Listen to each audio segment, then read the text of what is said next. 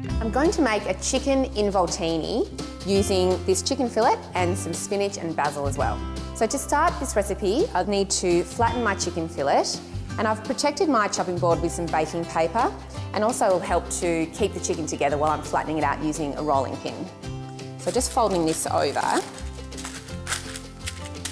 and then just bashing the chicken fillet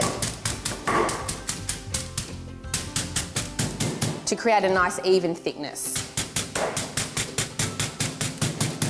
So flatten your chicken fillet until it's about doubled in size. Now an involtini is poached as the first cooking process, so I need to really protect the chicken from the poaching water. So I'm going to use cling film to do that. On my board I'm going to put 2 layers of cling film, and then I'll bring my chicken over and fill it with my fillings. There we go. Just straighten that up.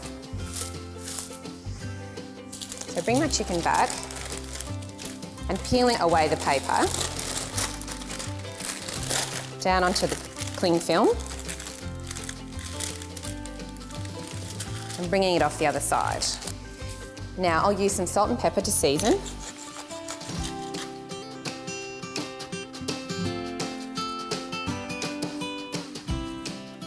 First some baby spinach, and then I'll use some baby basil leaves as well. Just a nice thin layer to fill the chicken fillet.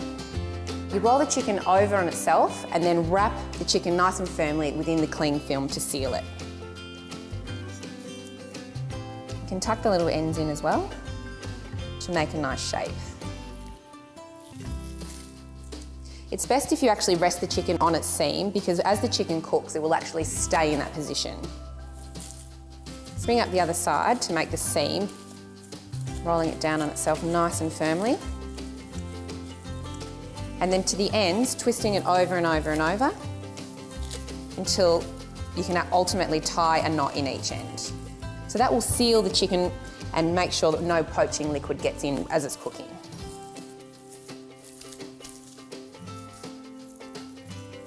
All right, that feels really nice and firm.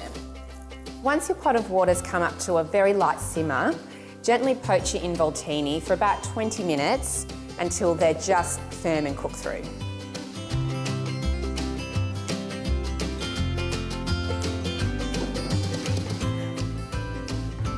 My involtini are now cooked through, so it's time for the second stage of cooking. I've got some prosciutto here which I'm going to wrap around the chicken. It's important to have the prosciutto on the seam side down, and then it will stay in place once it's being cooked. The prosciutto will add a really nice crispy saltiness. So now it's into my pan.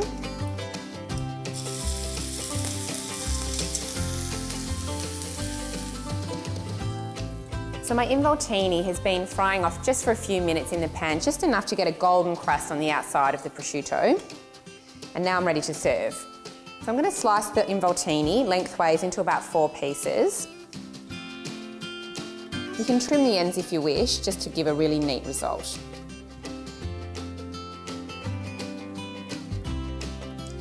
I've made a salsa verde to go with my chicken involtini, and it's just a simple combination of lemon juice, fresh herbs, olive oil and a little bit of chilli.